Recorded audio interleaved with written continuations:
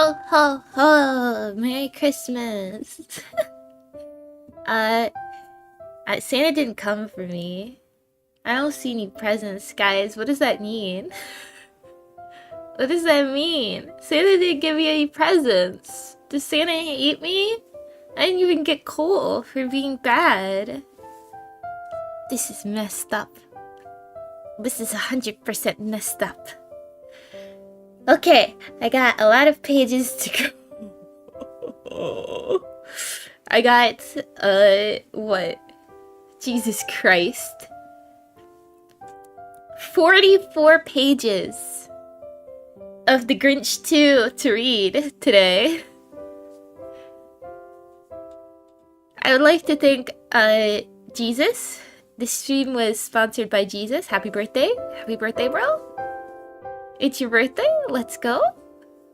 It's currently 10 a.m. on a beautiful Japanese morning. The wind doesn't seem to be as strong today. It's good. It's good. Your present to me is your presents. Hey, it's pretty good. Considering, it's literally Christmas. Or I guess Christmas Eve for a lot of people. So I didn't really expect people to be too free. But yeah, thank you. And I guess here I am. Oh, you're gonna head to your parents. Okay! Well, this is fine. I just said that I would finish this, so I gotta keep my word, right? Even if nobody watches this live, I still gotta complete the audiobook. Okay. So let's get started. So what had just happened was they all sat down and they're waiting for Hans to come home. They all have wine. Then Grinch stands while holding his glass of wine. Something just occurred to me. Martha, please bring your wine and stand next to me. Oh boy, this should be good. Everyone chuckles lightly. Grinch, would everyone raise your glass, please? Which they all do. Grinch says with a voice like an announcer, "May I introduce to you, the first time in public, Mr. and Mrs. Ethan Greenwich." Everyone cheers and takes a sip. Oh, I never thought about that. Frank grabs a spoon and starts tapping his wine glass, and Sue follows. Grinch and Martha give each other a big, long kiss. After the kiss, Grinch wipes a tear from his eye and says, "I'm leaking again." "Give me another kiss, Mr. Greenwich." Mr. and Mrs. Oh, give me another kiss, Mr. Greenwich, you big green teddy bear. Grinch does so and puts his glass down and starts dancing around. "I'm Mr. Greenwich. I'm Mr. Greenwich."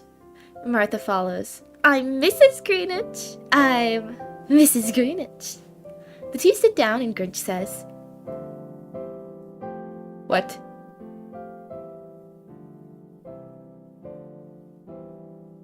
"How come it's pronounced Greenwich and not Greenwich if there's green in the name? Whoops." "How come it's pronounced Greenwich and not Greenwich if there's green in the name? Yours is pronounced Greenshire." Susan and Frank look at each other and shrug their shoulders. "Because it is. That's why." Everyone chuckles again and Grinch starts tapping on his own wine glass. "You can't do that. That's against the rules." Frank starts tapping his glass and Martha and Grinch give each other one more kiss. Susan goes over to the door again and peeks out the window. "I think he's down there checking out your balloon. Oh, here he comes. He's heading up. Let me see. He's straight ahead, coming our way. He's very muscular. And cute."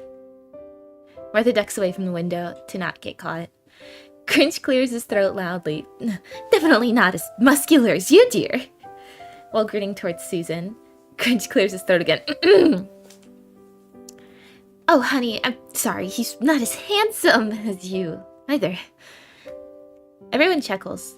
Susan looks out the window, positioning herself so she can see him reaching his parents' door, then entering after a short moment. Well, his world is about to change in a hurry.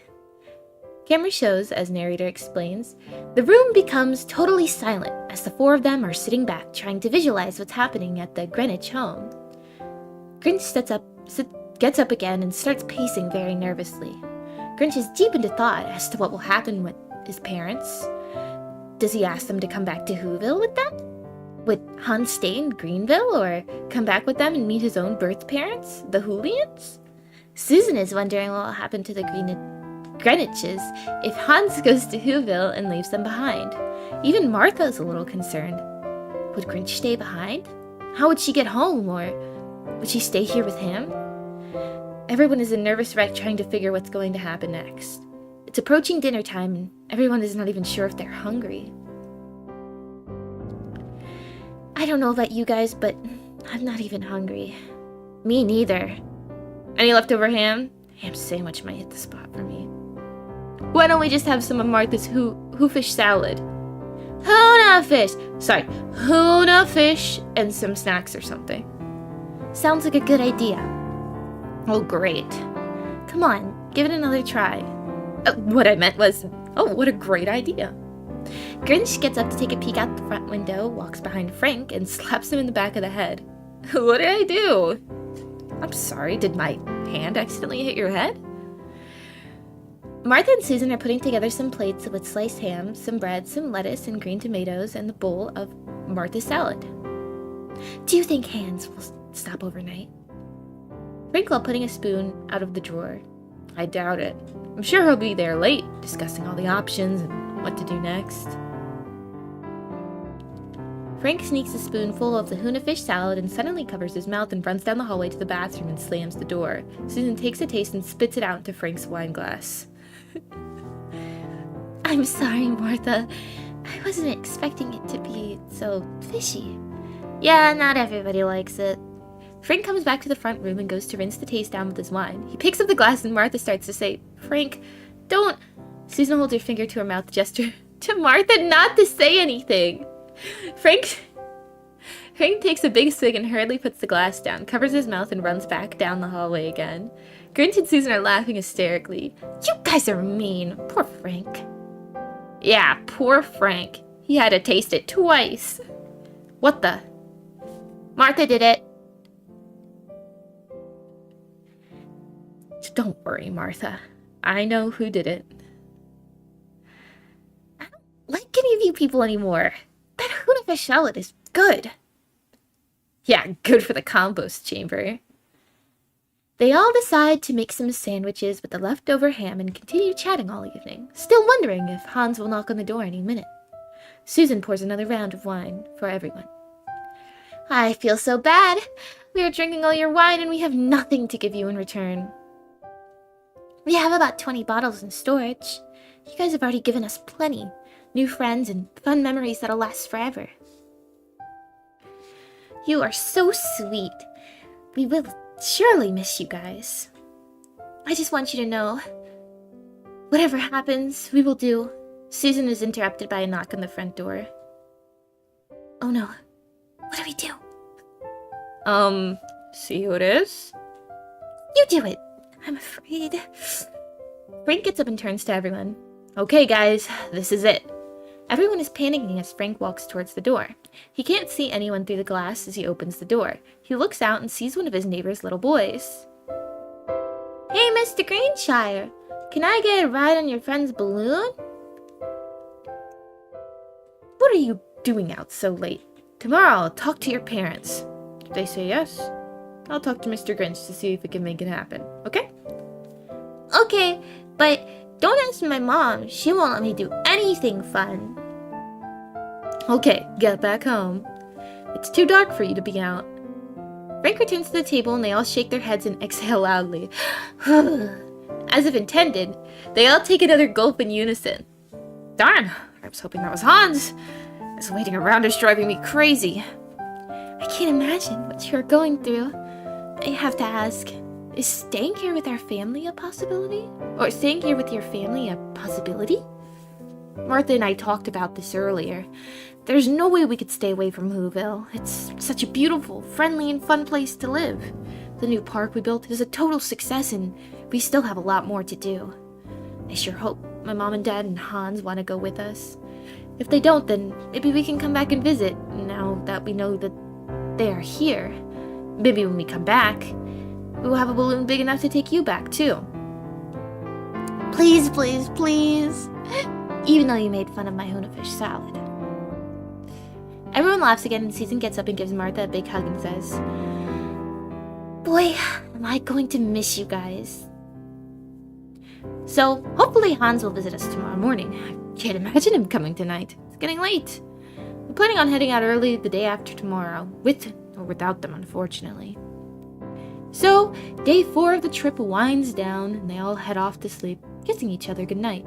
No one will probably get much sleep, being so many lives will be affected by the decisions made tomorrow. Camera fades to dark. Day 5 of trip. Day 5 of the trip begins with everyone wandering sleepy-eyed into the kitchen area. Susan makes a pot of tea, and everyone seems unusually quiet this morning. It's obvious they're all quite nervous. No one knows what the day will bring. Martha and Susan start talking about the food they will need to pack for the return trip, and Grinch and Frank are talking about the compost fuel needed in the process to get the balloon ready for takeoff. They are all having their tea while agreeing on a plan to get ready to go. Of course, the plans will have to be adjusted depending on how many people are making the trip. Suddenly, there's a knock at the front door. Frank gets up to answer the door and turns towards everyone. "Everybody ready?" "As ready as we're gonna be." Frank looks out the window and says, "It's that pesky kid again." "What did I tell you? I'll ask your dad. We haven't had our breakfast yet. Now get out of here." Frank slams the door and walks back to the table and sits down. Susan places a large tray of waffles on the table and a bottle of syrup. "Really? The syrup is green too?" "Yep. At least the waffles are brown." They are all still fairly quiet while having their breakfast. Grinch and Martha love the waffles and are surprised on how tasty the syrup is. "I'm going to have to go over there. I can't just sit here wondering what's going to happen. Who wants to join?" Suddenly, there is another knock on the door. Frank exhales loudly again and says, "Better not be that brat."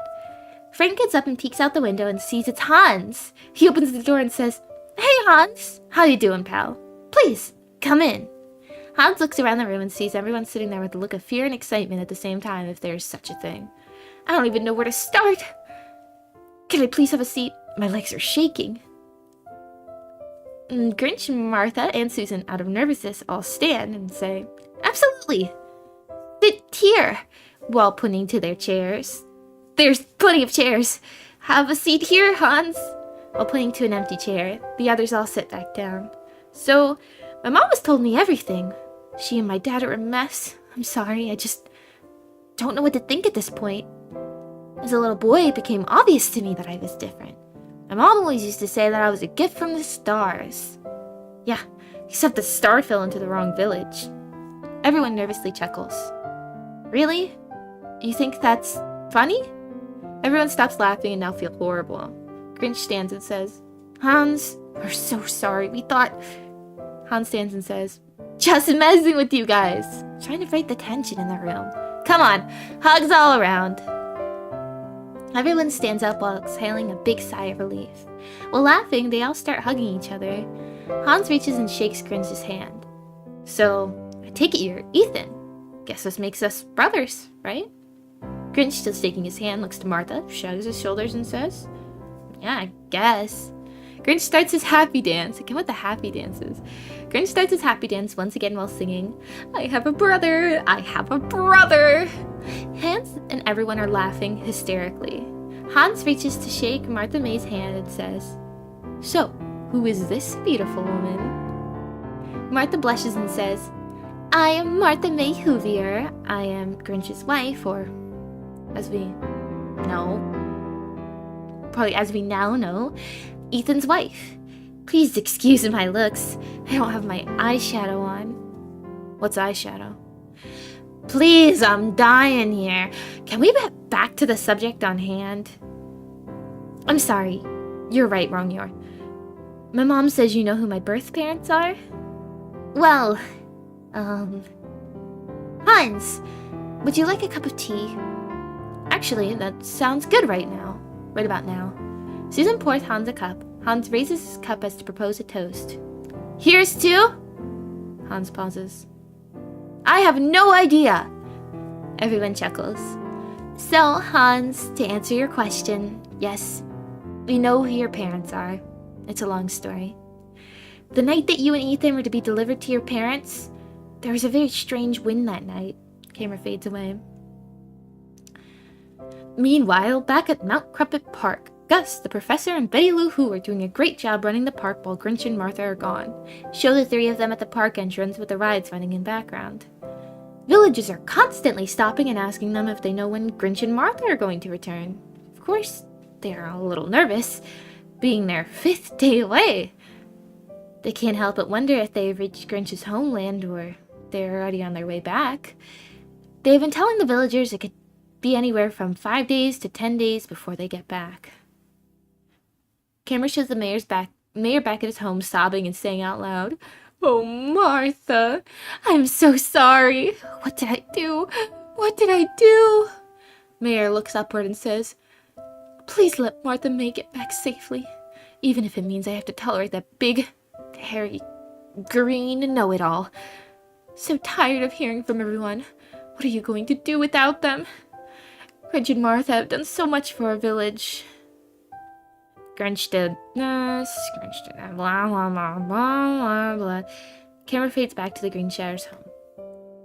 So, just like you, when Ethan grew older, he knew he was different and was always curious as to where he came from. The rumor in our village was that his parents lived in mountains north of us. So, here we are. The thought of meeting my birth parents is exciting and scary at the same time, but to be honest with you, I really don't like this place. The Greenshires have been so kind to me and my parents. If it wasn't for them, I'm not sure how things would have turned out. The only other friend I have here is Owlie. Who's Owlie? Owlie who? Owlie, your friend. Owlie who is my friend. He's my pet owl. Grinch, looking frustrated, looks into camera and says, "Why is this happening again?" Who is Owlie's last name? What? Who? What? I gave him the last name of Who because that's the sound he makes all the time. Oh my goodness! Most people in Whoville have the last name of Who. Or it's in our last names, like mine. This is another sign. You both belong in Whoville. Okay. We'll worry about Owlie later. If I was to go back with you, if that's possible, what do we do with Mom and Dad? We can't leave them in this horrible place. Can we take them too? Absolutely. Before anybody asks anybody anything, can the balloon handle 5 people? The professor that designed the balloon said it could handle up to 6 people. Grinch raises his finger in the air as if he's doing a math problem. He makes 5 numbers, then a multiplication sign, then underlines it. He then puts a bottom number, rubs his right hand on his chin a couple of times, then simulates as if he is erasing the bottom number, underlines it again, rubs his chin one more time and says, "So 5 people with extra supplies will be near the limit. And don't forget Owlie." Okay, but you may have to leave some of your wardrobe and jewelry behind to cut back on weight. Oh, goody! I call dibs. Everyone chuckles. Only if I can get some new outfits at Hoomingdale's. Grinch closes his eyes and shakes his head. Tell Hans about your amusement park and caves. Of course, it's the only time I stream 2 days in a row. It's important. I need to finish the Grinch too. I gotta know what happens. It's Christmas Day. I need to know what happens.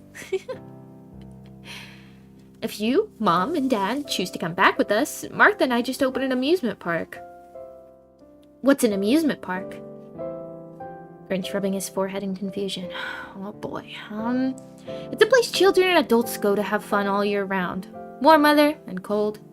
So, I also have an extremely large cave system that I used to live in, and I was thinking of turning them into rooms for rent or shops. We can turn part of it into a new home for Mom and Dad if that's what they would like. Or, if they want, they can live below in the beautiful village of Whoville with us. Whichever they would prefer. You could also live in either of the two also. Whichever you would prefer. Between the park and cave projects, you will have full-time work for the rest of your career. I'm sure with your skills, you'll be a top foreman in no time. And eventually, some sort of production manager. This is sounding better all the time. Oh yeah, one other thing. I'm sure there are a bunch of single Whoville ladies looking for a handsome guy like you. Grinch looks into camera in his deep voice. Now that I've been taken. Everyone chuckles. Hans gets up and turns to Ethan. Come with me, bro. We've got to try to explain this to Mom and Dad and see what happens. Good luck. Hans, hold on 1 second. Martha fumbles for a second in one of her small suitcases. Please give this pink bow and necklace to your mom. I know she doesn't have anything colorful. She will look adorable with them on. What's pink? It's the name of the color. One more thing with Whoville.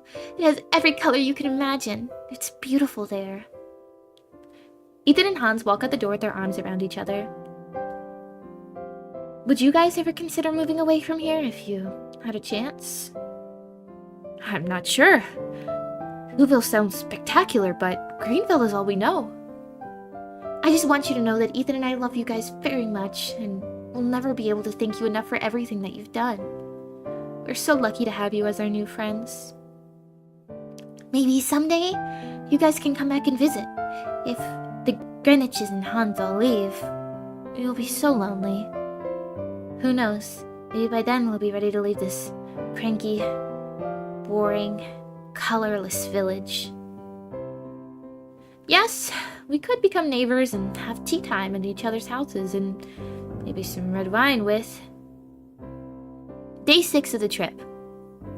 Camera fades away and into a very slow pan of the entire ridge of mountainside with the numerous caves while the narrator explains.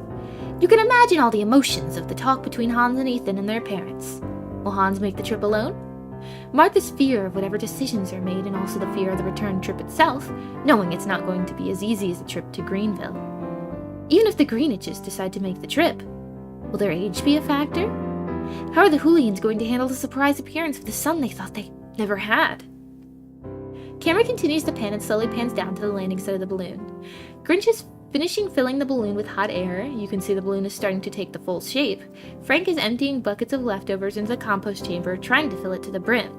You can see the crowds starting to gather around the site. The little boy that wants the balloon ride appears and yells up to Frank. Hey, mister, my dad said it's okay if I get a ride. Yes, I know, I talked to him earlier. Grinch sees Frank talking to the boy and yells down to him. Son, come around to this side to this little door and hop in.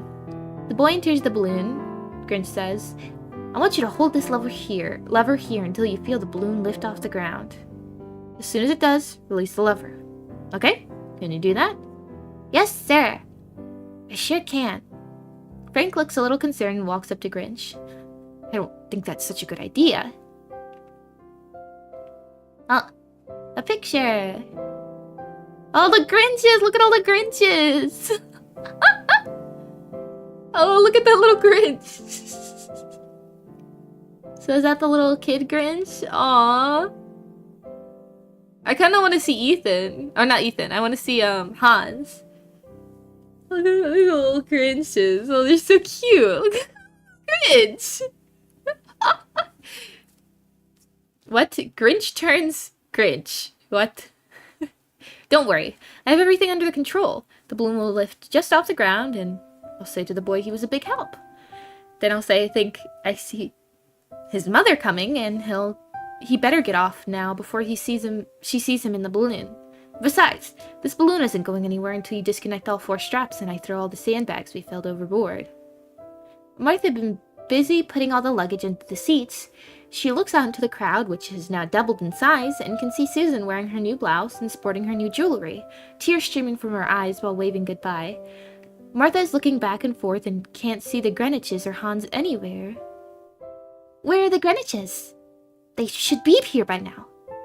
They know we are leaving about this time. The balloon lifts off the ground until the straps stop it from lifting any higher. Grinch the little boy. Okay, son. Good job. You did well. Oh, no. Look back there. I think I see your mom coming. Hurry up. Get off before she catches you. Little boy to Grinch while scurrying off the basket.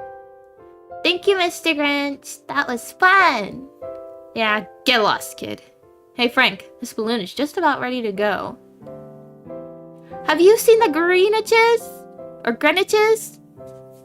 Susan turns around, looking back towards the caves. She's jumping up and down to see over the top of the crowd behind her. I haven't seen them all morning. Oh, wait. I see Hans coming. I think I see his parents right behind him. Yup, that's them. Hans is slowly coming towards the balloon, trying not to get too far ahead of his parents while asking people to move aside and to let them through.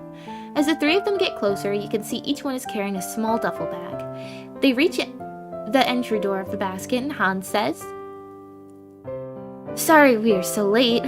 My mom kept wanting to bring the small furniture and kitchen utensils. I had to explain to her we don't have the room and we have to keep the weight down. Then I turn around and Dad is dragging his old toolbox across the floor, which must weigh at least 100 pounds. Kept taking tools out of the drawers and saying, How about now? I'm so glad you guys talked us into loading all the other luggage last night.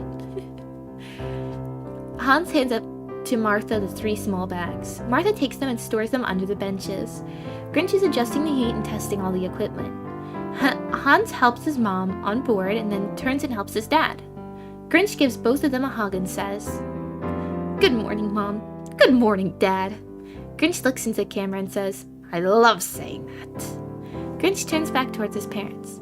I was getting worried that you might have changed your mind. I changed my mind 100 times last night. I don't think I slept a wink. I'm so scared. I'm not scared of leaving. I can't wait to get out of here. It's the trip that scares me.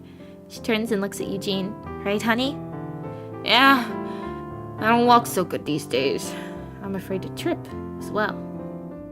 Jean leans closer to Eugene. I didn't mean trip like fall. I meant trip. Like going on this balloon thingy thing. Why didn't you say that in the first place? Where's Allie? I have to show you a new trick we've been working on. Hans cups his hands around his mouth and yells up, Hoo, hoo, hoo! Hoo, hoo, hoo! So, I have a job for you. Grinch points to the compass. This is telling us which direction we're heading. We want to go directly south, so this needle must point to the S at all times. This lever here will help us steer in the right direction with the help of the propellers. We won't turn the propellers on until we've reached a height above the mountains. Today is going to be a good day to travel. It's unusually calm out here. Out there. Allie appears and flies around the balloon twice and comes and lands on Hans's shoulder. Hans says, Good boy, and reaches into his pocket and gives Allie a treat. Everyone is amazed while Martha and Jean say, Good morning, Allie. Hans places his finger so Allie can hop on and Hans places him in a small cage with no door on it and says, This is one of Allie's favorite resting spots. Okay, everyone, including you, Allie-hoo. We're just about ready. Grinch leaves over the side. Frank, would you please start undoing the straps and make sure everyone stays back because Hans and I are going to start throwing these sandbags over. Unless you want to have your grouchy neighbor stand right about there. While pointing to a spot on the ground, Frank and Susan and everyone on board laugh out loud. Grinch looks directly into the camera and says, Just kidding. Then, in a deep voice, says, No animals or people will be hurt in the making of this story. Frank unties all the straps. Susan can be seen waving goodbye and still crying. Martha waves back, crying as well. Hans straps the 4th sandbag while Grinch increases the heat and the balloon lifts off. Everyone is waving to the crowd below, and only a few in the crowd are actually waving back. Most of them are just standing there with a typical grouchy look on their faces. The village gets smaller and smaller as the balloon continues to rise, and eventually above the top of the mountainous ridges of Greenville. Grinch turns on the propeller and points to Hans. Hans moves the lever slightly to head southward as the balloon continues to rise. Ooh, another picture! Whoa! Whoa! That's a little scary. He looks a little bit high, perhaps. He looks not just in the air balloon. I think he might be on perhaps a little drugs. Oh, I like the detail though of her giving the sweater to what's her face? Susan. That's Susan. That Grinch's name is Susan.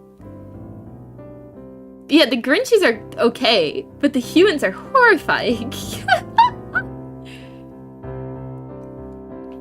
This is interesting. Grinch with a pilot-sounding voice. Okay, ladies and gentlemen, please sit back and enjoy the ride.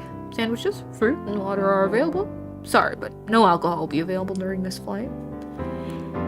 Jean taps Martha on the shoulder. Martha turns towards her and Jean reveals a bottle of green wine from her duffel bag. Jean puts her finger to her mouth. Shh! The two of them giggle lightly. Martha whispers, "You are a naughty girl." They both giggle again softly.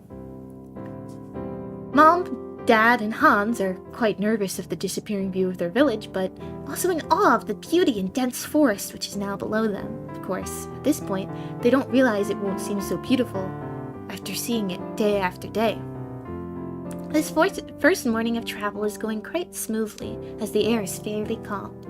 The heat for the balloon is now set on auto to help maintain the altitude they are at. Grinch explains to Hans and his dad, if and when a northern breeze picks up, they can turn the propellers to help maintain the southern track. If a northern wind picks up, they can turn on the turbos to keep that southern track. He also shows Hans how the steering lever turns the turbos and the propeller at the same time. This steering setup was designed and built by my friend the professor. Who? Yes. What did he say? Who? Professor who? Professor who knows? Who knows what? Woo! Really? You need to stay out of this. Woo! You! What in the world is going on here? Please make it stop. My friend that designed the turbos and steering for the balloon is a professor. His name is Professor Who Knows. Bet he can make you something that'll help you hear better, too. Tell him not too good. I don't want to hear your mother all day. Everyone on board laughs. Such a dad joke, dude. So, how did you and Ethan meet? We actually met at school. We were very young. I could say we both had a crush on each other, but it was complicated because he was so different from all the other kids. I'm sure you know what I'm talking about when you raised Hans. So, one day at school, camera fades away. So, day turned into night. The air was starting to chill. Everyone reached into their suitcases and put on some warmer clothing. Everyone had a small bite to eat as nobody was really hungry, because this is the first time in pitch darkness. The Greenwiches, including Hans, were very nervous. Martha would cuddle up close to Jean to help her relax a little bit. Martha, Jean, and Eugene all wrapped themselves with blankets, would try to sleep. Hans stayed with Grinch and kept him company. Ethan, if you feel you want to rest, I can take over. I'll wake you if the wind picks up and gets me off course. Then you could teach me how to work these turbo things. Thanks, bro. Man, I love saying that. They both chuckle. I got to tell you, it's so nice to have someone to talk to at night. The nights are so long. Grinch turns to look at Hans, and Hans is already asleep. Grinch looks over at Owlie in his spot and says, "Well, Owlie, looks like it's just you and me." Whoo! Just you and me, buddy.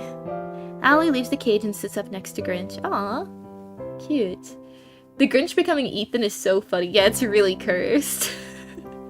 It's like beyond cursed. They both stare at the moon and the stars in the darkness ahead of them. Grinch reaches over and pets his new friend a couple times. Grinch chuckles once again and says, "Oh, I'm sorry, buddy. It's just who and me, you know?" Can't believe I just said. I must be getting tired. A few hours later, Hans wakes up and is amazed that Owlie is just sitting there keeping Grinch company. Everyone else is still sound asleep. Nobody slept well the night before due to the anxiety of deciding to make the trip and packing as lightly as necessary. Hans spent the early hours of the morning bringing everyone's luggage down to the balloon and helping Grinch and Frank get the balloon prepared for flight. Hans offers to take over so Grinch can get some rest. Grinch accepts the offer, and especially since it's been so calm, that travel has been fairly easy. If the wind starts to pick up and you're having any trouble, make sure you wake me. It's the wrong "you're"! Uncle Bob! Grinch taps Hans on the shoulder and says, "Thanks, bro." By golly, I love saying it. How many times has he said he loved saying that? Grinch grabs a blanket and snuggles down on the seat next to Martha. Grinch closes his eyes and says, "Good night, Ellie." Ooh. Grinch, nearly asleep already, eyes closed in a smile, softly answers, "You." Day 7 of trip. Camera shows as narrator explains. Hans takes watch with Owlie by his side. Owlie seems to love his new perch. The weather continues to be favorable, thankfully. What felt like an eternity for Hans was actually just a couple of hours when he can see the sun starting to rise. Jean wakes up, a big yawn and a big stretch, and looks around to see Eugene, Martha, and Ethan still asleep. She stands along Hans and looks out at the spectacular view and says, "That is the most beautiful sunrise I have ever seen. We have to wake everyone up so they can see. It's a sign. It's a sign of good things to come. I know it. Moms can sense these things. We have special powers, you know." They both hug a little tighter and chuckle. "I'm sorry, but I have to wake them up. This is too beautiful to miss." Jean turns towards everyone and loudly says, "Eugene, Ethan, Martha, you've got to see this. This is beautiful." Martha wakes, rubs her eyes, and says, "Are you kidding me? That's the ugliest shirt I've ever seen." "Not the shirt, the sun." "I can't see the sun. The shirt's in my eyes." "What are you talking about? I made that shirt." "I'm sorry, Jean, but..." Realizing she needed to change the subject. "Oh my goodness, that sunrise is magnificent." Jean leans closer to Eugene. "Eugene, honey, wake up. You have to see the sunrise." "Sun wasn't in my eyes until you woke me up." "No, not the sun in your eyes, the sunrise." "Oh, the sunrise. Yes, dear, that is very pretty." "What in the world is all this commotion about? Something wrong with the balloon?" "Look, Ethan, isn't that sun gorgeous?" "Not half as gorgeous as that steak I was just dreaming about." Everyone chuckles while still enjoying the view. "I heard Dad say something about being pretty." "I sure hope he wasn't talking about Hans' shirt." Everyone laughs out loud, including Hans, and even Jean this time. While still laughing, Jean says, "Come on, it's not that bad, is it? Looks like brown and green had a fight. That was a split decision."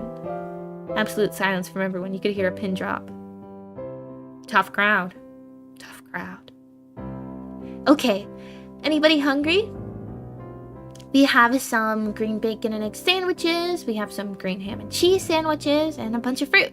Oh, and Mom had made some green lime pie." "Aren't limes normally green?"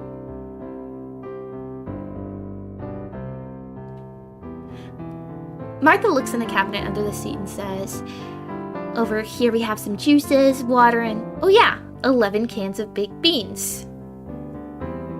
Martha stands and waves her finger, "And those will not be eaten while we are all stuck in this bucket." Hans, well, still manning all the controls. "I never had baked beans before. Why can't we have them?" "Well, I don't know about you, but they give Grinchy boy over here terrible gas pains. Trust me, we don't need to get into those beans." "I hear ya, sister. Eugene's the same way when he has cabbage." "I would love some cabbage. That sounds great." "No cabbage for you, mister. This balloon couldn't handle it." Eugene, a little confused. "You don't have to put a handle on it. I'll eat it with my bare hands." Everyone laughs again. Jean leans toward Eugene and says, "We don't have any cabbage. It's not an option." "Oh, Why'd you say that in the first place? Jean closes her eyes and shakes her head. Poor Dad. I sure hope my friend the professor can make something to help him with his hearing. Who? Grinch does a long, blank stare into the camera. Just messing with you, sweetheart. Martha told me how that drives you crazy. Martha and Jean chuckle. Grinch looks over at the gauges. Hans, our speed is down to 1 mile per hour and we are slightly off course. No big deal, just adjust our propeller speed to medium and adjust our steering to head straight south again. Yes, Captain, you got it. We would prefer our speed to be around 3 to 5 miles per hour. When I get a chance, I'll give you some more details. Grinch then steps over to the compost chamber, and while pointing and acting out like a steward, modeling each move. Just a reminder to all our new passengers, all leftovers, apple cores, banana peels, go in this little trapdoor here. First you unlatch it, open the trapdoor, deposit your items, then close the trapdoor. Make sure to latch it closed. This becomes fuel for our turbo things in case we need them. So, Ethan, when do we turn on those turbo things? I'll explain all that to you a little later. How about everyone have a bite to eat and get comfortable first? No problem. Whenever you're ready. Grinch with his hands to his side begins pacing back and forth and says loudly enough so his dad can hear too. Ladies and gentlemen, may I have your attention please? Everyone stops what they are doing and gives Grinch their undivided attention. Today, as you know, is our second day into this journey. It will be a very long day. Hopefully, if all goes well, it will be the last long day of the trip. Hans has been doing a great job assisting in navigation of this piece of equipment. As you know, he is my newly discovered brother. He's a very strong man, but he's not heavy. He's my brother! Everyone on board starts laughing and booing him. What? Boo! Boo! Throw the bum out! Boo! I'm just sorry, I couldn't wait anymore. I've been waiting to say that for 2 days.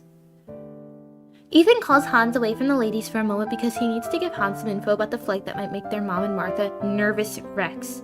Dad is sidetracked with giving Allie some treats. Martha and Jean are becoming very close as the only other person Jean had ever become so close to was Susan. Grinch first checks to make sure the others are not listening, says softly to Hans. Hans, this return flight has gone surprisingly well so far, but there is usually a heavy breeze to a light wind blowing from the south to the north. It hasn't happened yet, and I hope it doesn't. The northern breeze has been fairly still to a mild breeze. The breeze recently picked up a little, and I just adjusted the propeller speed another notch to keep up with it. We don't have a lot of propeller speed left. The highest propeller speed doesn't do the trick. We have to turn on the turbos and shut the propellers off to conserve our propane fuel. Propane fuel runs the propellers and also is what heats up the balloon to keep us afloat. We started with 4 tanks of propane. I used 1 tank to get to Greenville. The wind direction helped us all the way to Greenville. Our average speed was about 6 to 8 miles per hour. Camera pans to the ladies. How about tonight, just after sunset, we open up that bottle of wine? Okay, sounds like a plan. I heard that. Shh! How did you hear that? Hear what? Mind your own business, you party pooper. Jean, Martha, and Eugene chuckle softly, not to get the attention of Hans and Ethan, who are in deep conversation. So, I've been thinking about Hans. He's a very charming fella. There's a single woman that lives next door to us in our new house. She's absolutely adorable and very smart. She owns her own business. It's a candy store called Candylicious. It's very popular. I think the only reason she's still single because she dedicates too much of her time with her business. She says she's waiting for the right guy. Her name is Nancy Mahoney. I know Hans is going to have to deal with a lot of changes in his life, meeting his parents, a new homeland, a new job. It might be fun for him to meet her, and maybe she can actually help him deal with all these changes. Same way I helped Ethan adjust to the changes of moving down to Whoville. As terrified as I am about this trip, the more I think about it, it's going to be best for all of us. Just hope we will fit in with the people of Whoville. Whoville is going to be quite hectic for you guys compared to the doldrum of Greenville, but the people are quite caring. They absolutely adore your son, Ethan. Well, after he stopped being so cranky. I know they will welcome you as a new member of their families too. It's the wrong there! It's the wrong there, Bob! Camera pans back to Ethan and Hans. So, if we switch to turbos, the professor warned me of 2 things. We have to watch very closely. Grinch looks over again to make sure the ladies are still chatting. 1, the turbos use a lot of fuel, which, as I told you, is stored in the compost chamber. We estimated we should have enough fuel for 3 to 6 hours, depending on the wind against us. 2, if the turbos push the balloon too hard, you could tear the ties from the balloon to the basket. That would not be good. What would not be good?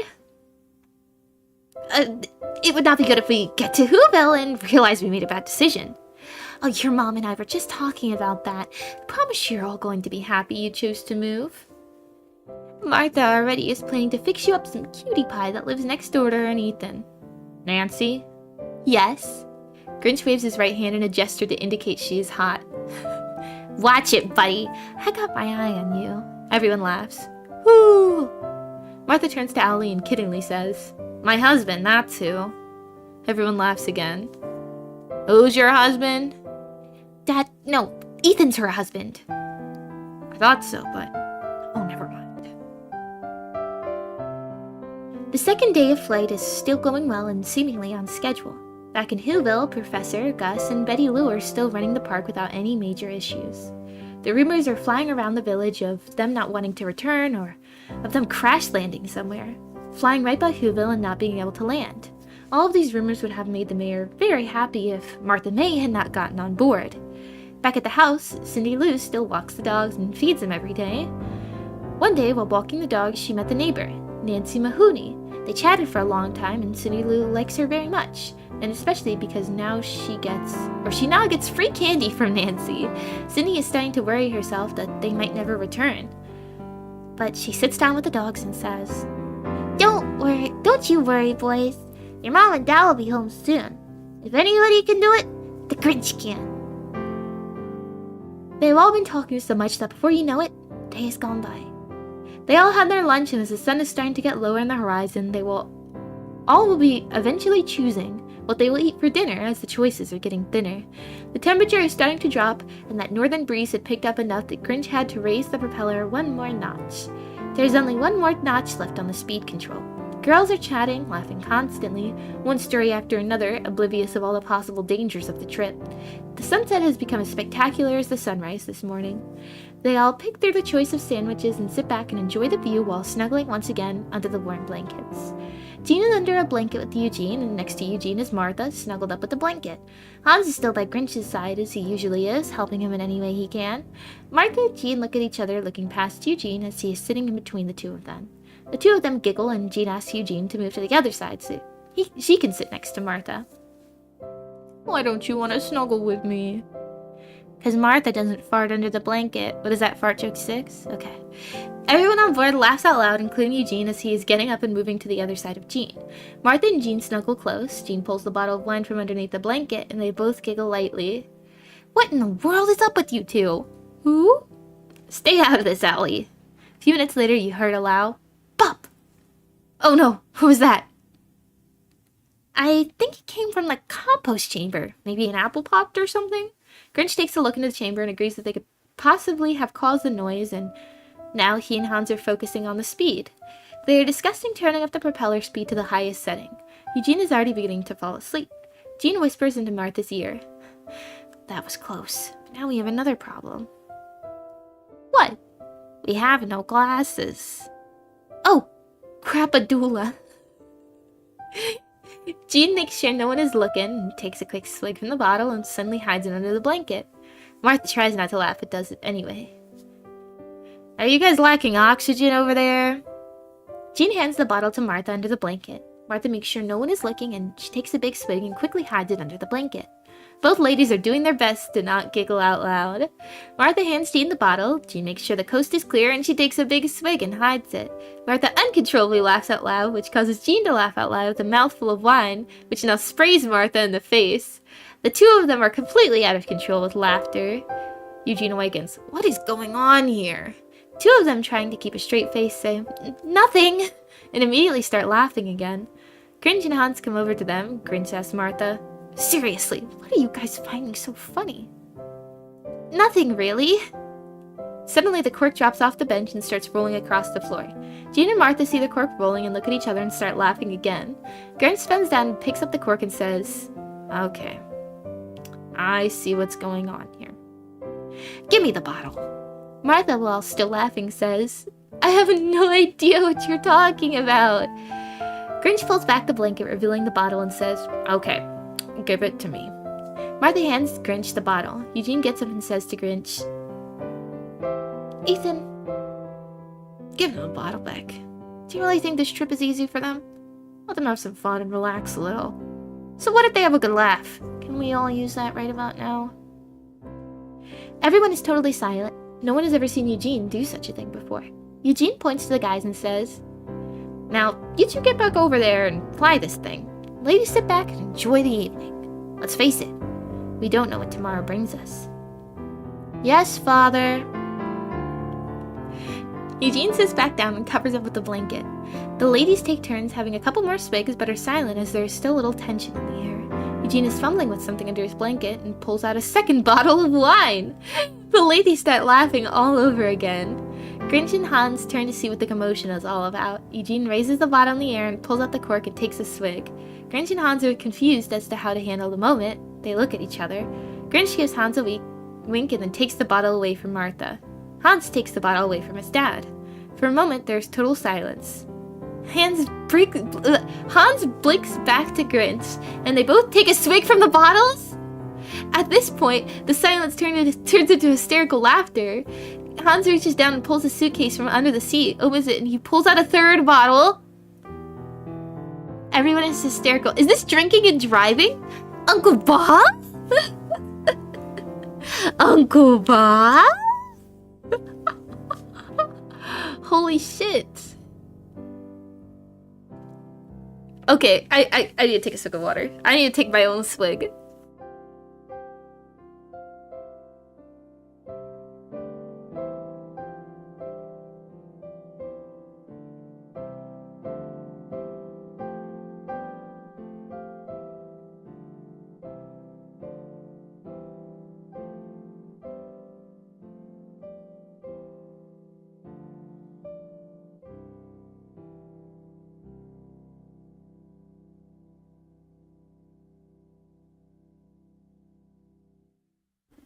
I'm sorry to let you know, I don't have any bottles hidden anywhere, but you're right, Dad. A good laugh now and then won't hurt anybody, especially now.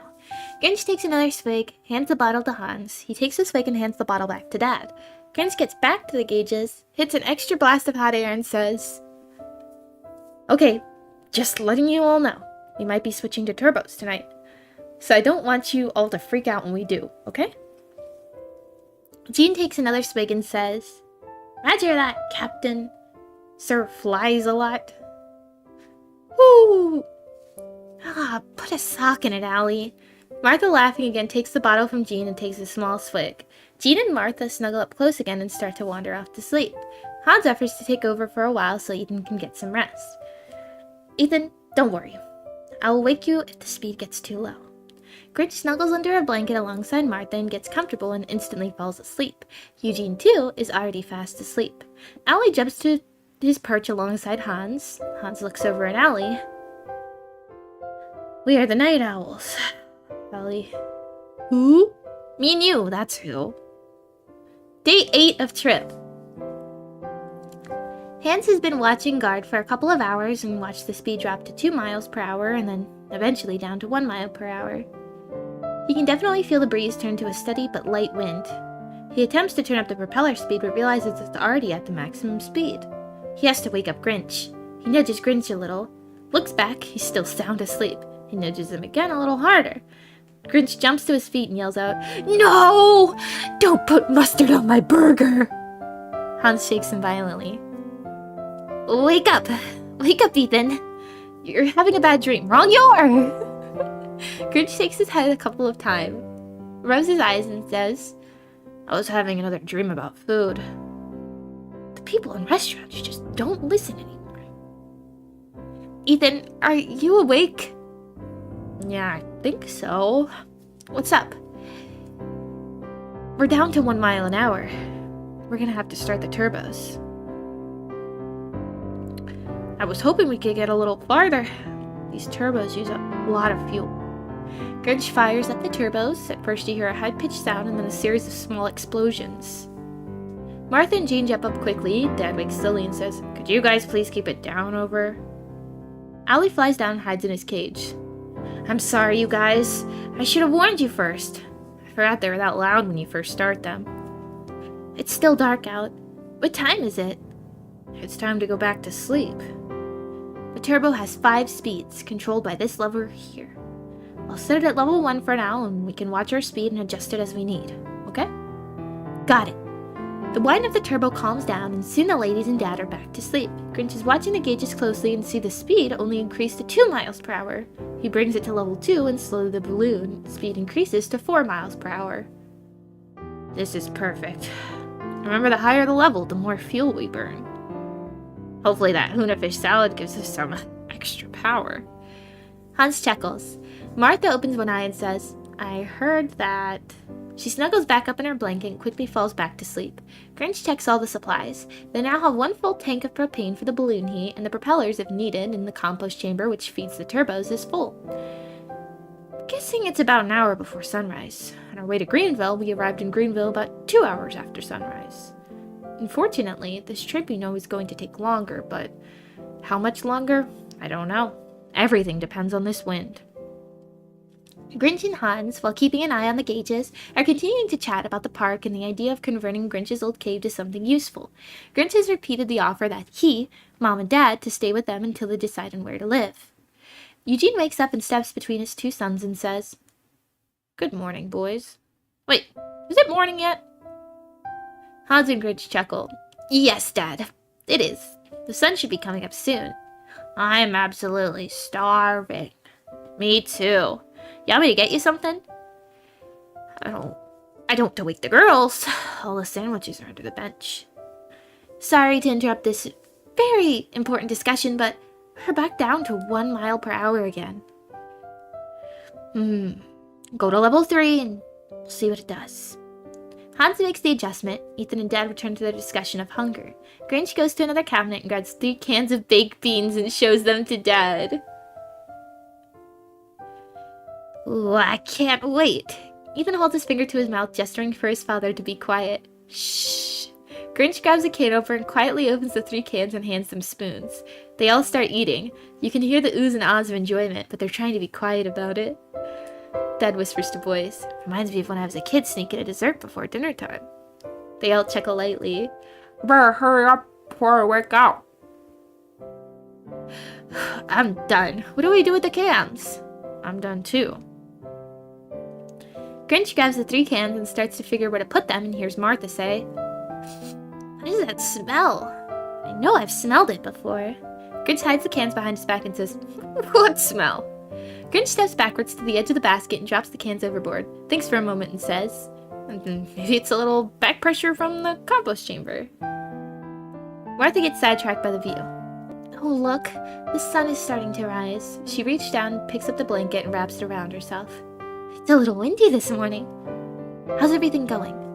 Grinch, while adding some heat to the balloon, licks the last bit of bean sauce from his lips. "Good. It won't be too much longer. I mean, a little longer. Well, longer than last time, but not as long as it could be." "Please stop talking. You're making me nervous." Here comes the beautiful sun. Good morning, everyone. Can I get a kiss from all my men today? Ooh, why'd you say it like that? Hans and Ethan give her a kiss on the cheek. Eugene gives her a kiss just like he does every morning. "What do I smell in your breath? What have you been eating?" "What? I can't hear you." "What have you been eating?" "No, Ethan takes care of the heating." "Oh, never mind. That was close." Grinch turns towards his dad, makes sure the ladies aren't looking, and gives his dad a thumbs up. His dad returns with a thumbs up, too. The ladies are sitting together again, talking about what's left to eat for breakfast. I was just thinking, after our breakfast this morning, our next meal will be in Whoville. Are any of you boys hungry yet? The men all look at each other. Hans says, "We're good."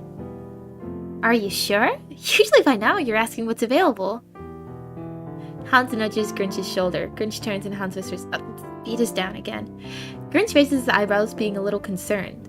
Gestures with his thumb to raise turbo power. Hans moves lever to level 4. You can clearly hear the turbos picking up speed. Grinch, trying to divert everyone's attention from the sound of the turbos, starts up a conversation. You know, I just realized something. We wouldn't be in this balloon together if it wasn't for Hans's father, Officer Julian. Officer Julian is a fine and fair policeman. Our mayor wanted your dad to pepper spray me, and your dad wouldn't because I apologized. I said I was sorry. Ethan, honey, sorry for what? Grinch looks into camera. Uncle Bob, is there enough time in the story to explain this one? Uncle Bob's voice. Oh my god, he's here! Uncle Bob is here! Not really. Maybe you can start to explain and then I'll have the camera fade out and the narrator can step in and we'll move on to something else. Perfect. Good thinking. So, when I lived in the mountain cave and I could hear all the Who's in Whoville so excited, all getting ready to celebrate Christmas. They would all start putting up their Christmas decorations, shopping for presents. So happy it made me furious. Then the night before Christmas, I went down there and stole Christmas. Oh dear, sweetheart, that wasn't very nice, but what's Christmas? You don't know what Christmas is?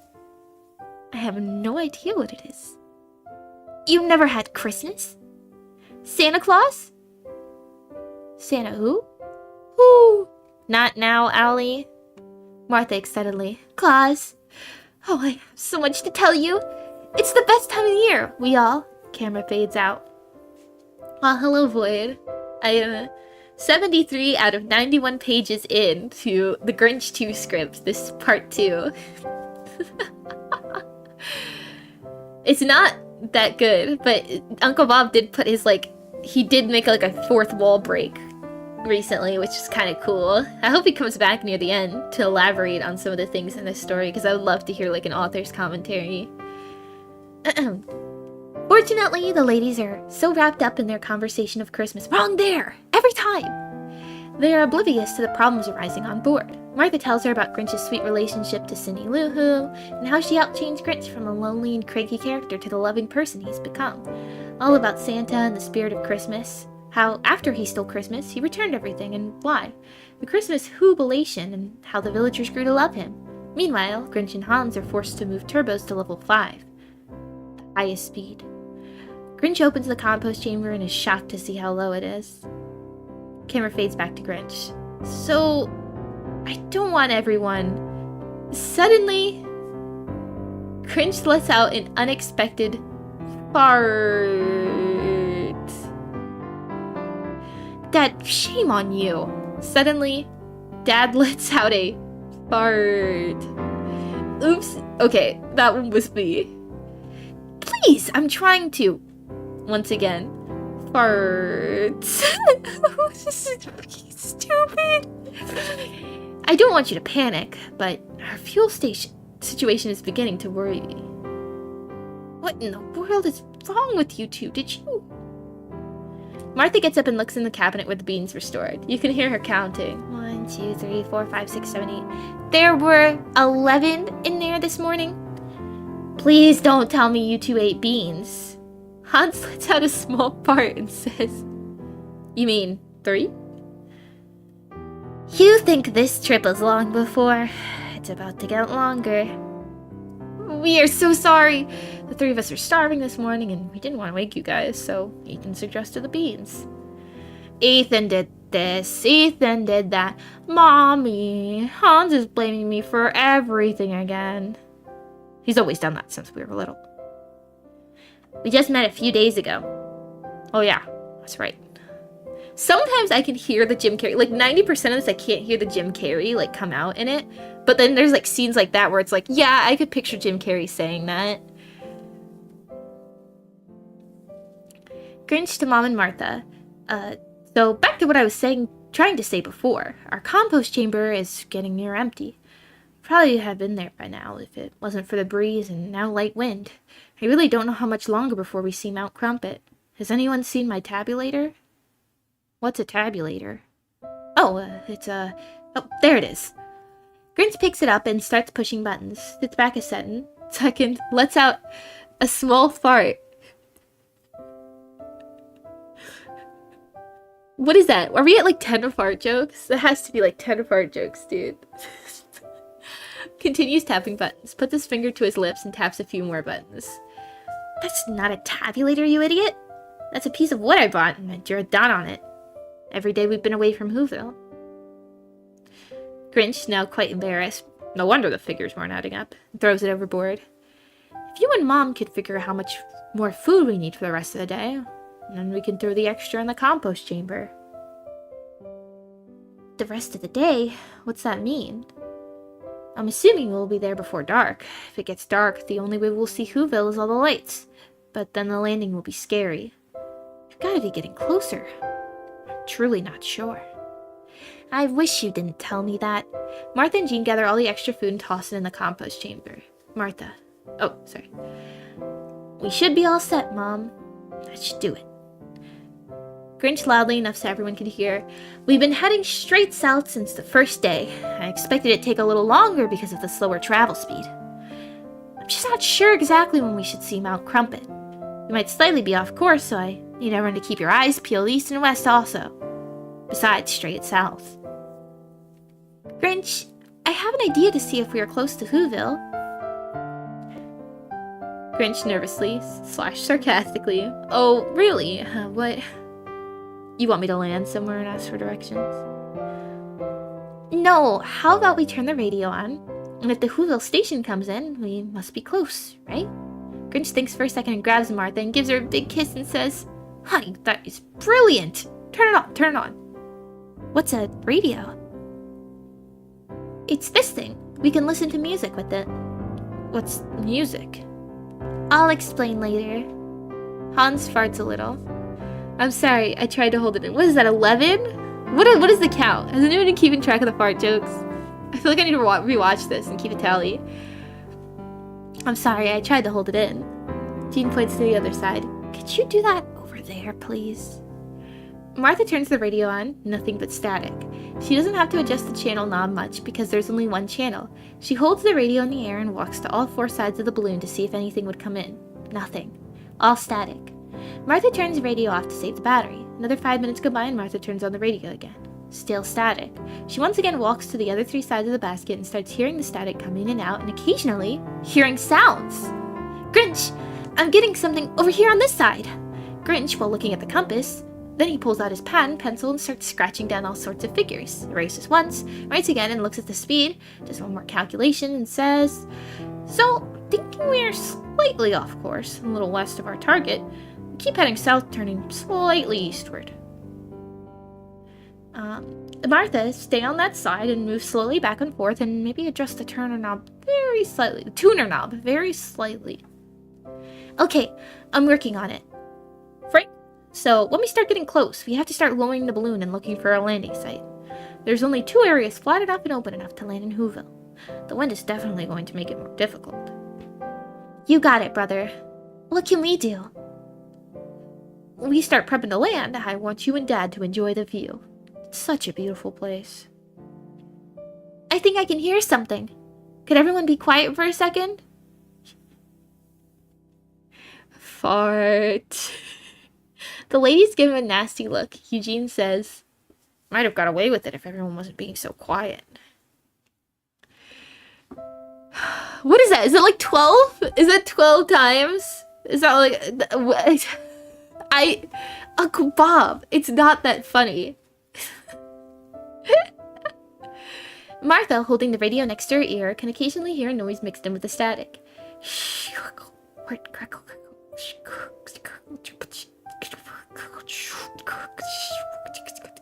Top hits. News next. Hello,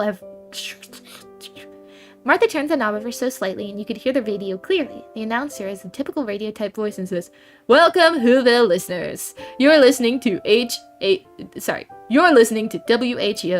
1.5 on your dial. The last song you heard was Who? Light Up My Life. Just before that you heard Stuck in the Middle with Who. News next after this commercial break." It's coming in perfectly clear. We're definitely getting close. Tired of the same old sliced ham or the boring roast beef? How about a sandwich that wakes up your taste buds, puts some zep in your step, some crunch in your lunch, making eating fun again with your visit to Hooters? For 1 week only, 2 sandwiches at the price of 1. That's right, come on down to Hooters, located at 12 Main Street. Children must be accompanied by 12 adults or more. Adults are not eligible for special. Only 1 child per 12 adults allowed.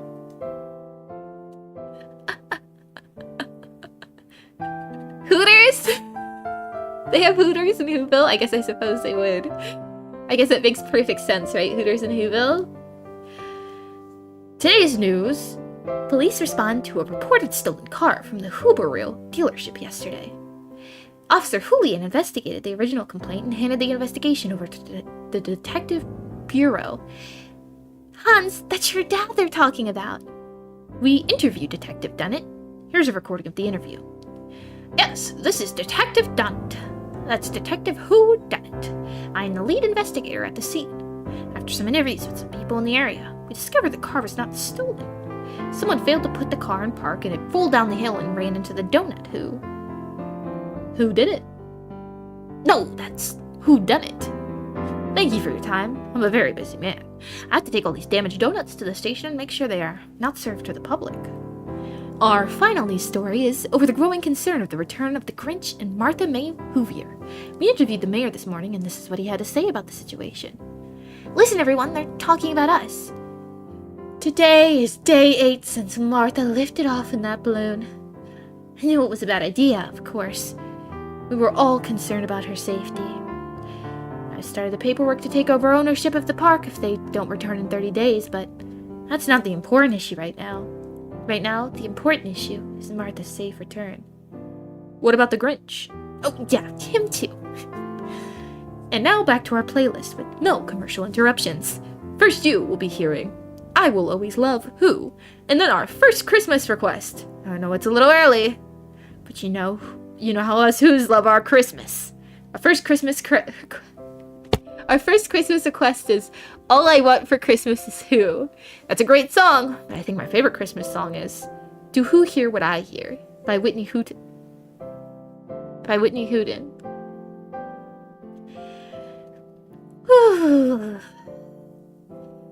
Okay, the radio is a great idea, but could you turn it down a bit and start looking for Mount Crumpet, please? Just as Martha turns on the radio, the turbo starts sputtering a little bit. Oh no, what is that? Grinch to Hans. Open the chamber door and push on the materials away from the door to the end of the chamber. Hans grabs an empty wine bottle and uses it to push the materials deeper into the chamber. The turbo sputter a couple more times and then start to run smoothly again. Everyone, grab your favorite sandwich, take one big bite, and throw the rest of it in the chamber.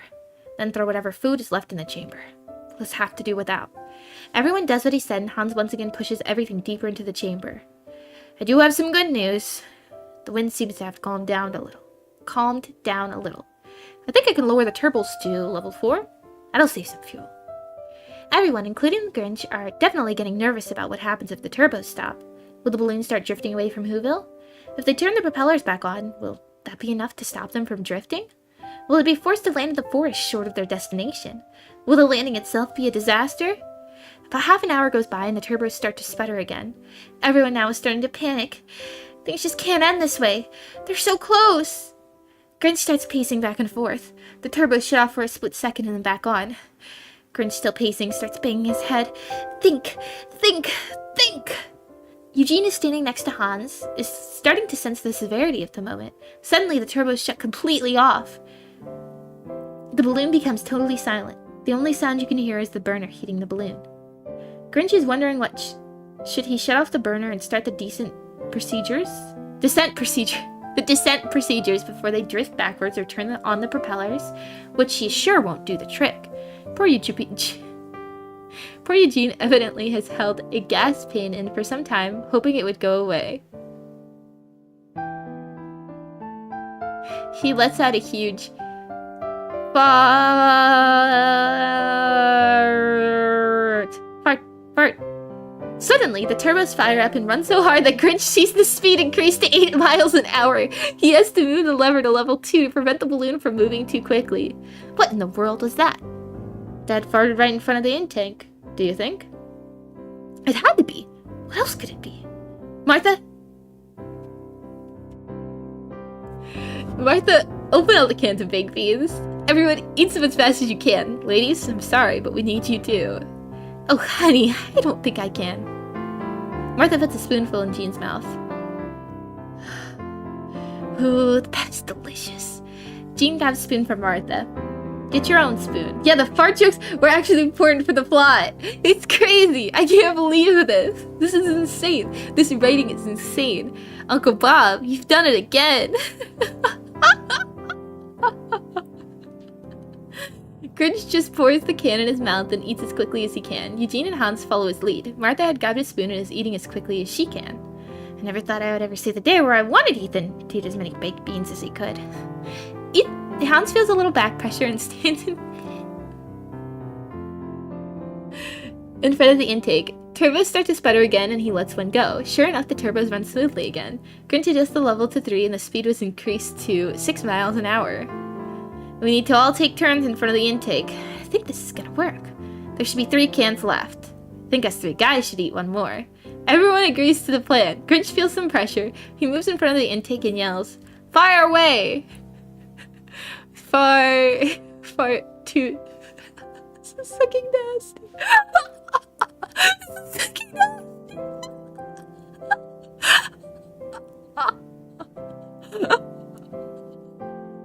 Imagine the smell. Oh my god. Everyone chuckles as the tension is beginning to lessen. The 3 men continue this pattern of taking turns. Occasionally the turbos may sputter until someone does their thing. It'll be interesting when the ladies begin. The wind is very mild now. That's a big help too. I'm down to level 2 and we're still at 6 miles an hour. At least an hour passes before the women start to feel some gas building.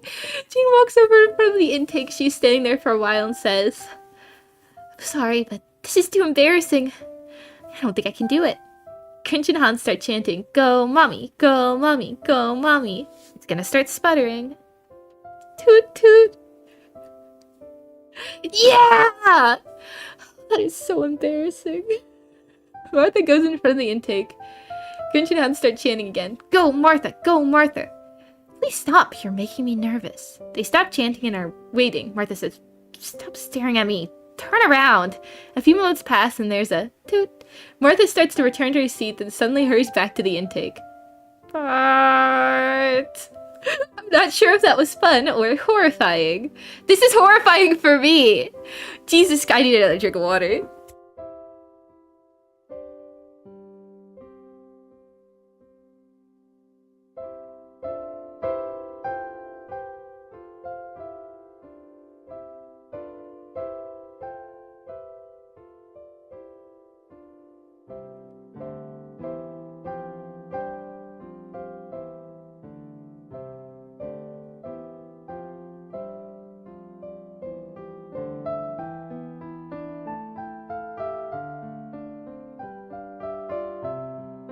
I can't believe this. I can't believe the fucking fart jokes were relevant.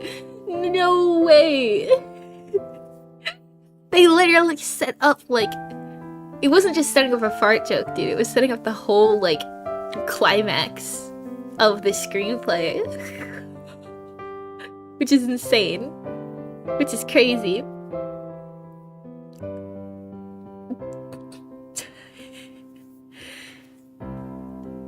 Absolute cinema. It should be cinema. When are they adapting this? Jesus. Okay.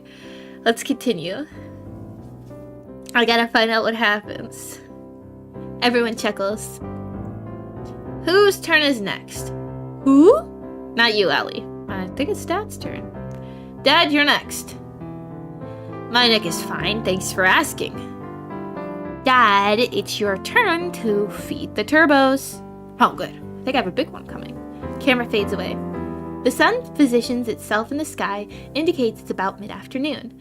They've got their pattern of intakes visits working like a well-oiled machine. Fart, fart, fart, toot.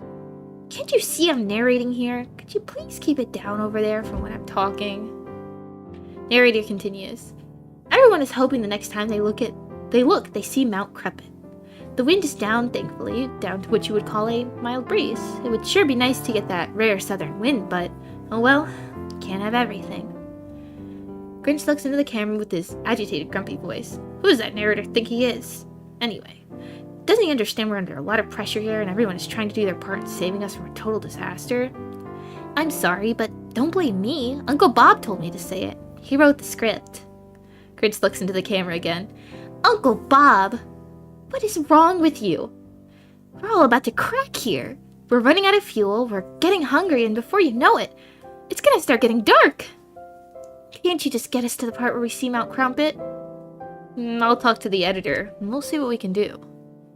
You're the editor, you idiot! Oh yeah, I guess you're right. So suddenly, out of nowhere, Martha May jumps up while pointing southeasternly. I see something way over there! Look! Look!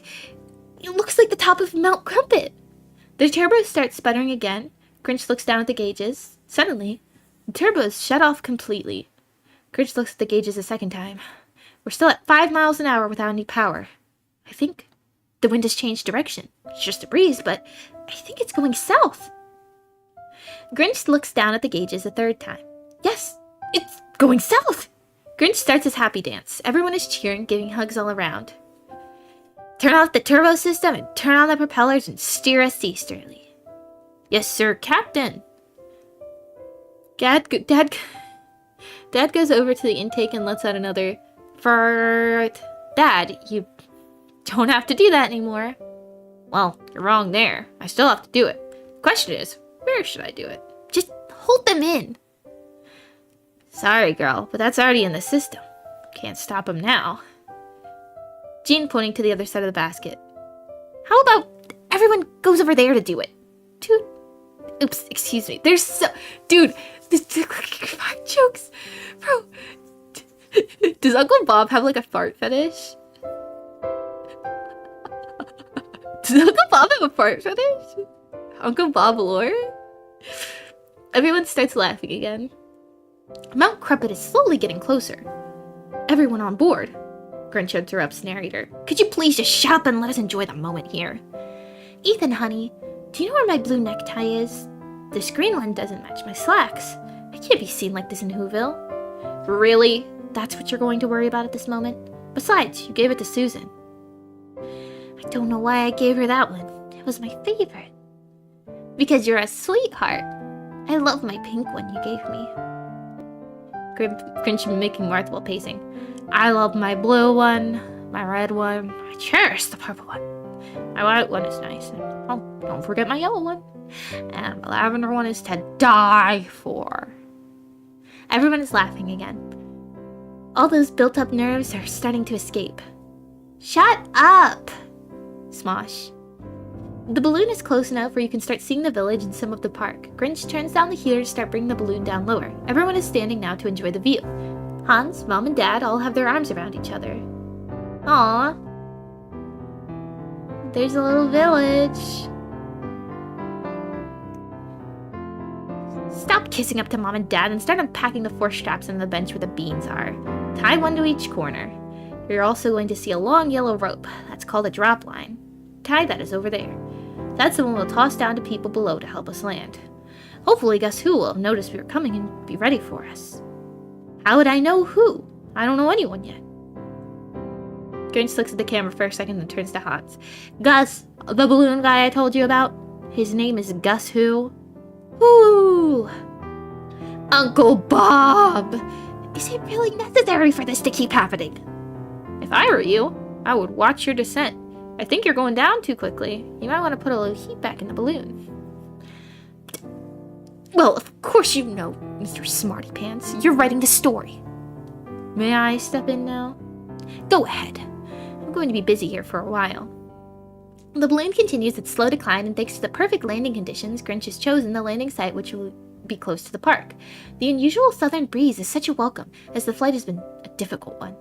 It's now late afternoon and only a few hours of sunlight left. You can see the park, and some of the Who's have noticed the balloon slowly approaching from the ground, from around the back of Mount Crumpet. Yay, another picture! There's a balloon. Oh, there's the ski loft. Ferris wheel. All the scary looking Who people. Narrator continues. Martha May is pointing to different areas of Whoville and explaining them to Mom and Dad. Martha shows Hans. Okay, Mr. Narrator. That'll be enough for now. Let someone else talk. But I was... No buts. Go ahead, Martha. You were trying to say something? I'm going to contact my attorney at the Writers Haven organization, otherwise known as Who. Seriously? Your attorney works for Who? Ooh, Allie, please stop. Okay, Martha, hopefully you can talk now. Martha, while pointing as she's talking. So that's the park that Ethan designed and built a lot of it himself. That big round thing is called a Ferris wheel. That big long red and white thing going down the mountain is called a candy cane slide. The thing with the big poles is a ski lift. I'll explain that later. Way over there, that red building is Hoomingdale's. I can't wait to take you shopping there. That blue and purple building is our favorite restaurant. All the colors. It's so beautiful. Eugene, just look at all those colors. Isn't that magnificent? I actually have to say, it's very colorful. Oh, look, we can see our house right there. The one with the light blue roof and purple trim. Oh, look, Hans, the house with the pink roof. That's your girlfriend Nancy's house. Could we please just land first? Landing spot is coming up quickly. A very large crowd is formed, and they are all backing upward to create a large open area to land. Grinch is busy adjusting the heat to the balloon to create a nice soft landing to make it as comfortable as he can for his parents. Allie even jumps up to check out the view as if he understood what was going on. Did you see that guy with the stupid white hairdo and that ugly red cloak? Yes, that's the mayor. I'll buy you a new car if you can hit him with his empty wine bottle. Ethan, honey, what did I tell you? Let it go. You've already won that battle. Look at my daughter-in-law, this beautiful, sweet woman. The longer you go without acting out, the more it will drive him crazy. I promise you. Ethan looking downward and kicking one foot with the other. Yes, Mommy. I'm very sorry. Grinch. Sorry. Let's get back to work. Hans, throw that yellow rope down to the guy with the green hat. Let's Gus. The crowd is cheering loudly and trying to get a good view of everybody on board. Gus grabs the rope and slowly helps pull the balloon down while Grinch keeps feathering the heat to the burner. The balloon makes a perfect, soft landing. Everyone continues waving their arms and cheering louder than before. Grinch turns the burner off and tosses over a couple of straps, and Hans does as well. The professor and a couple of workers in the park grab the straps and the balloon is down. Grab the straps and the balloon down. Everyone is gathering around the balloon. Gus, the professor, Betty Lou, and City Lou. Officer Julian is there, and slowly pushing his way to the front is Hubris, Mayor's sidekick, and the mayor himself. Everyone is still on board, as you can imagine. The Greenwiches are so excited about being on land, are also very nervous with all these strangers looking at them. The crowd, of course, recognizes Martha and the Grinch, but are confused by the others on board. The mayor reaches up to the front of the crowd and looks up. The mayor turns to Hubris. Too much to drink today, or is there 3 of them? Yes, sir, Mr. Mayor. I count 3 of them myself. I was hoping to lose one. We gained 2. Mayor's eyes roll up in the back of his head, and he faints and falls backwards. Whoville crowd gasps and backs up. Hubris rushes to his side and starts fanning him and says, "Someone, get a bucket of water!" Grinch jumps off the balloon with a bucket of water and tosses it in the mayor's face. Nothing happens. Grinch says, "Let me get another." Grinch runs back on board and Martha says, "Ethan, where'd you get that bucket of water?" Evidently, that's the one we all spit in after we brushed our teeth this morning. I forgot to empty it. I thought it was the one with the clean water. As he smirks toward the camera, Grinch grabs the bucket of clean water and runs over to the mayor again and throws that one on his face, stands back for a second, and the mayor starts to come to. He shakes his head a couple of times, wrinkles his nose a couple times, as if he is sniffing something, and says, "Spearmint?" Hubris and Officer Julian help him get up. Mayor wipes off his cloak a couple of times and asks the Grinch, "So please tell me, Grinchy boy, am I now seeing 3 Grinches?" Well, actually, it's quite easy to answer, Mr. Mayor. It's because you see me and these two fine folks here. While counting on his fingers. 1 plus 2 equals 3. I think you know what I meant, Grinch. One more thing. Who is that other gentleman on board? Let me take care of this, please. Martha leans over the side of the basket facing Hubris. Hubris, can I have your megaphone thingy thing?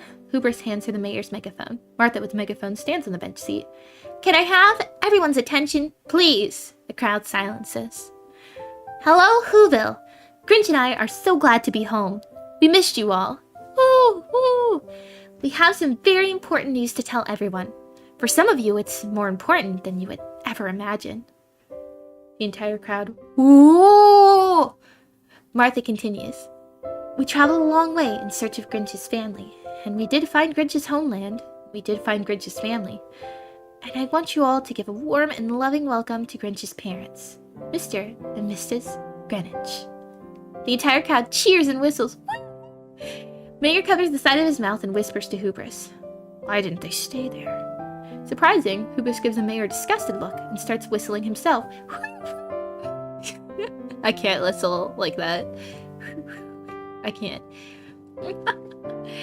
I also want you to meet my husband, as you all know, as Grinch. Well, Grinch has a real name. His name is Ethan Greenwich. Grinch stands on the bench beside her and waves proudly to the crowd. The crowd cheers and whistles loudly.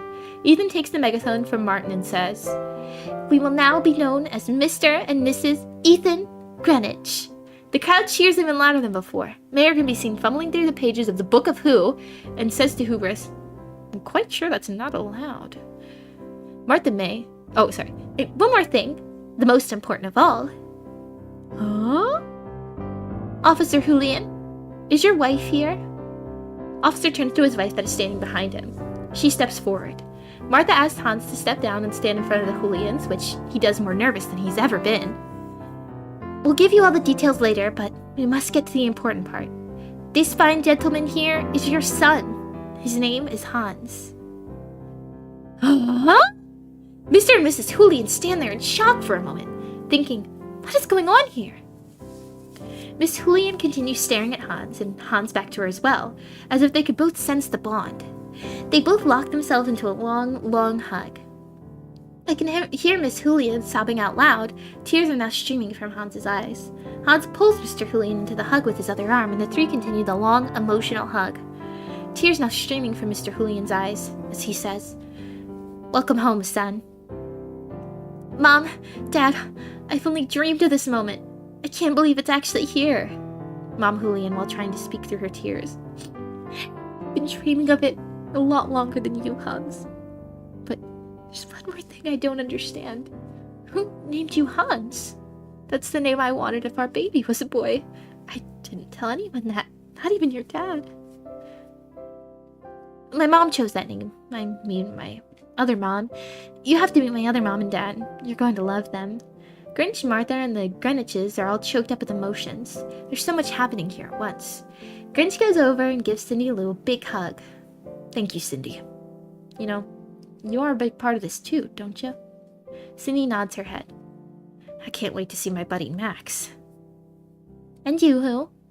Ooh, trust me, Allie. You don't want to know. Grinch looks into the camera, then upward and says, Okay, Mr. Narrator, are you there? Now this is a good time to step in and help us out here. Only if you say you're sorry. Okay, I'm sorry. Can you get a move on it, please? I'm tired. I'm hungry. I need a shower. Grinch then looks into the camera and says, I still have to clean all that junk out of the spare room so my parents have a place to sleep tonight. The Who's all want to meet and greet Hans and the Greenwiches, which they do with open hearts. Already the Greenwiches feel more welcome in Whoville than they ever did in Greenville. They have been introduced to and have shared hugs with the Julians. Ethan introduces his parents to Cindy Lou, her mom and dad, Gus, and the professor. Martha suggests that the two families go back to her and Ethan's house, order some takeout, discuss what the future will bring us. They all agree. Let's order a bunch of pizzas from Pizza Hut. Everybody loves pizza. I love Pizza Hut. Except for one small problem, Augustus. What's that? You're not invited. Grinch does a sinister happy dance. Sinister happy dance. His iconic sinister happy dance. But his mom shakes her finger at him and says, What did I warn you, young man? I'm sorry, Mayor.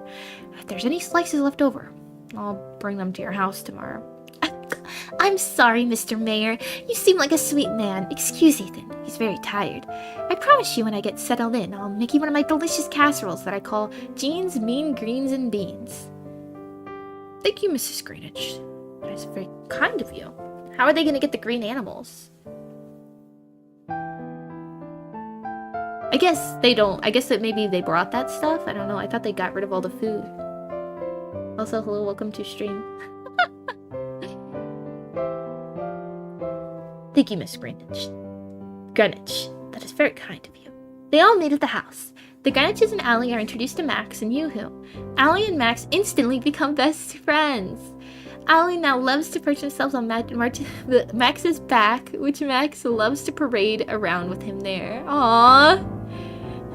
The Julians suggest that Hans stay with him so they can catch up on last year's until he decides on where to live. The pizzas arrive. Of course, Grinch ordered every flavor they make for the Greenwiches. This is the first time they ever had pizza. They can't decide on which is their favorite. My pizza smells good. Can I have a slice? Grinch while pointing upward. No, you're not even here. You're up there somewhere. Just get on with your job. Excuse me. I think someone needs a nap. So anyway, let's fast forward a little. The Greenwiches decide to live in the cage in Mount Crumpet because as much as they love Whoville, it kind of reminds them of their roots, and they still will be close to Ethan and their growing number of friends from Whoville. It doesn't take Hans and his dad very long to convert some of the cave into a beautiful home. The plans are to convert the rest of the caves to a bed and breakfast for the park. Mom and Dad will run the bed and breakfast to the park goers, and Mom also serves her now popular green wine. Only Jean and Martha have the recipe. It is now a family secret. Jean had to change the recipe slightly as one of her ingredients wasn't available in Whoville. I'm glad that Uncle Bob thought about that. Jean is also looking forward to the spirit of Christmas. They are so happy they moved there, although they too miss the Greenshires. The professor ended up making Eugene a hearing device. Of course, he has learned to pretend it doesn't work when Jean is on his case about something. Hans, now a well-paid employee of the park, buys a home for himself down in Whoville. Rumor is, Ethan will soon be making Hans a part owner. Martha had introduced Hans to Nancy Mahoney, and they definitely are a perfect fit for each other to the dismay of many of the single ladies of Whoville. Even Allie loves to see Nancy. Mount Crumpet Park is Mount Crumpet Park is a total success as it continues to expand. Even the mayor is pleased with its benefits to the community. Speaking of the mayor, he has accepted the fact that the Grinch and Martha are inseparable, and the fact that they are a great business team as well. Actually, the mayor adores Jean. He calls her Aunt Jean. She has managed to win him over with her cooking. The colder weather is setting in, and soon they will be skiing and sledding on the slopes. More important than anything, it's what's just around the corner. Christmas and the popular Whobilation celebration. They'll be extra special this year with its 3 new citizens. One cold night, Martha and Ethan are snuggled on the couch having a cup of cocoa in front of the fireplace. Max and Yoo-hoo are lying on their doggy rug in front of the fire, sound asleep. Martha and Ethan are discussing how lucky they are that everything has turned out so well. The park, the new house, that hole in Ethan's heart, it's the wrong hole, has been healed with the discovery of his family. His mom and dad are now in a safe and friendly place to grow old. His brother Hans being so successful, and finally how happy Hans's parents are. They raise their cups for a toast, and just when they tap their cups together, there's a commotion at the front door. I'm so warm and comfortable. Could you let the dogs back in? Are you blind? The dogs are right in front of you. Then who is out there? Most likely. Oh, really? More Who jokes? Sorry, I couldn't help myself. I'll see who is there. Ethan walks over and opens the door. What the? Martha, come here, quick. Martha gets up and looks down. Oh my goodness, could it be? Were we expecting? Well, kinda. But I was waiting for the right time. Let's get this little sweetheart out of the cold and see if it's a boy or girl. Ethan picks up a plumbercella and places it in the front room on the table where it is warm and cozy. Max and Yoo are so curious they jump up on the table to get a peek. This is one of those split-second moments that your mind is racing with thoughts. Are we ready for this? Is the baby a girl or a boy? Will the baby look like Martha or will it look like Ethan? Maybe a little bit of each? Martha pulls back the yellow blanket to reveal their unexpected arrival.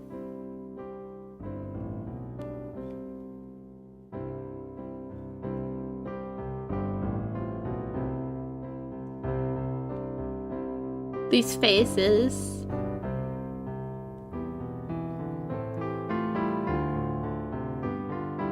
Oh my god, this is like insane. Are they setting up for a third one? Holy crap. Oh, okay, you don't even know. Yeah, oh my god, The End by Uncle Bob. This was made last year. Last Christmas. Wow. It's over.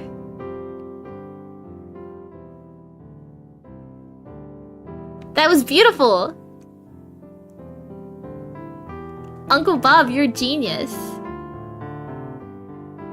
Your writing skills are unmatched, Uncle Bob. Wow. Even though it is Christmas Day for me, and you know, I'm sure a lot of people are busy, it's Christmas Eve in a lot of parts of the world. Thank you to the people who showed up, and thank you to anybody who is watching this in the future. Maybe you watched the first stream and you wanted to know what happened at the end of the story. I was a roller coaster of emotions. The fart jokes especially. That was rough. There had to be at least like 20 in there. It was bad. It was really bad. But you know, it's just part of Uncle Bob's charm. So you gotta take it or leave it. You gotta take the whole Uncle Bob, or you don't get any Uncle Bob. You know, what a treat. I'm gonna go enjoy my Christmas. Maybe I'll make myself some like pancakes or something. I don't know. What do you eat on Christmas? I don't have any presents to open up, but that's fine because I already got like my family's package and stuff. So if you have the opportunity to celebrate with your family, you know, even if your family gets on your nerves when you move very far away from them, you will miss them. You will definitely miss them. So thank you guys for coming. I'm so glad I finished The Grinch 2 the way I see it by Uncle Bob. Bye bye.